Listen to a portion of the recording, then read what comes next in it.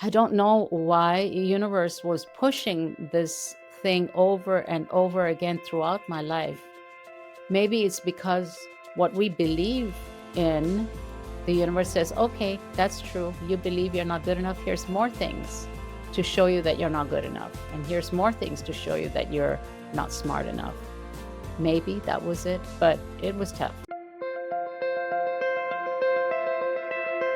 Hi, everyone. Welcome to Quest for Peace, My Spiritual Journey, EP.6. In this episode, I'd like to talk to you about my move from India to Hong Kong. When I was 9 years old, my father decided he was doing really well in his business in Hong Kong, and he decided to move his family there. So off we went, my mother, my sisters, my little brother, and myself. We went to Hong Kong to a whole new life, new schools, new food, new language. Everything was new. But you know what? I don't remember it being that difficult. Could be that because of my ancestors, if you remember from my first episode, they were they were pushed out of their home country and they had to move and they left for other cities. So they were used to moving around. I must have been in my DNA because all of us, it didn't feel so difficult. Everything was fine. When it came to school, though, that's where I struggled. We were in a Chinese school, and their way of teaching was very different from what I was used to.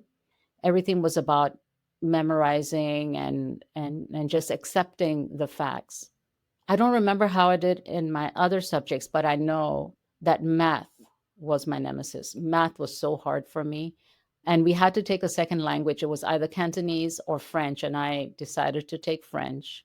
That was hard for me. I couldn't remember or memorize stuff. Not that I couldn't. I'm the type of person who needs to understand concepts and not just memorize them. They don't stay in my head unless I understand them. So, needless to say, my parents were very worried about me and said, hey, like she keeps failing in everything. I think my sisters were failing too, but me being the eldest, there was a lot of attention put on me. So, they started looking for tutors. And even the tutors, the first one, the second one, I remember I couldn't get it. I just couldn't get it.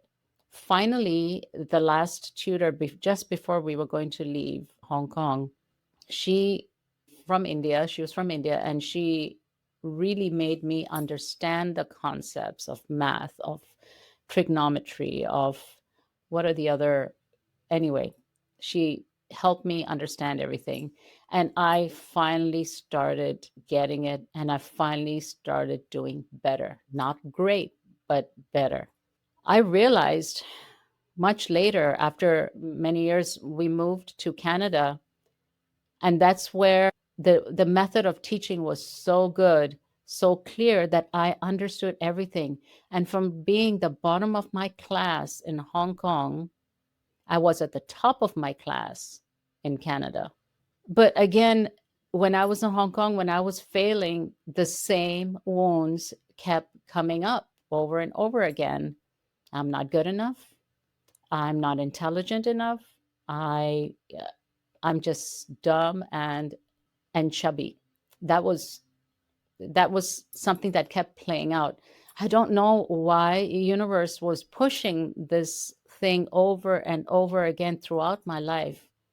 Maybe it's because what we believe in, the universe says, okay, that's true. You believe you're not good enough. Here's more things to show you that you're not good enough. And here's more things to show you that you're not smart enough. Maybe that was it, but it was tough. Going to Canada really gave me a lot more confidence. By that time, I did not realize that it wasn't my fault, that it was the fault, or it wasn't really their fault, but it was the way of the teachers, the teaching, which was not something that I could understand. It was not my fault that I couldn't memorize things. That's not the way I learned. I learned by understanding the concepts, knowing the why behind everything. And I remember even asking every time my parents would say something to me, I'd say, but why? And most children say that, but I needed to know the why. So, in closing reflections, I have something written down I'm going to read to you. So often in life, we measure our worth by how others see us, by grades, by achievements, by comparisons. But what if the problem was never us? What if we were simply in the wrong environment?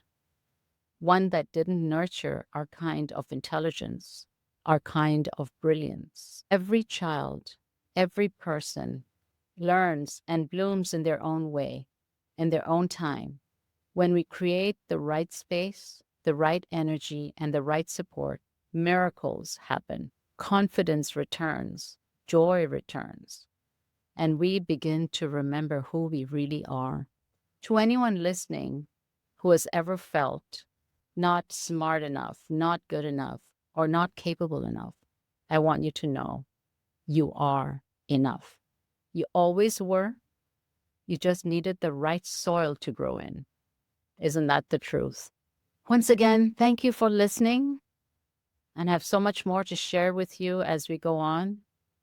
Thank you for being here, and thank you for giving me your time. And if I can do anything for you, please contact me at loveisinfinite.org, or you can DM me or send me a message through YouTube, anything. I'd love to hear from you. Thank you. Quest for Peace, a podcast about navigating outer chaos with inner harmony.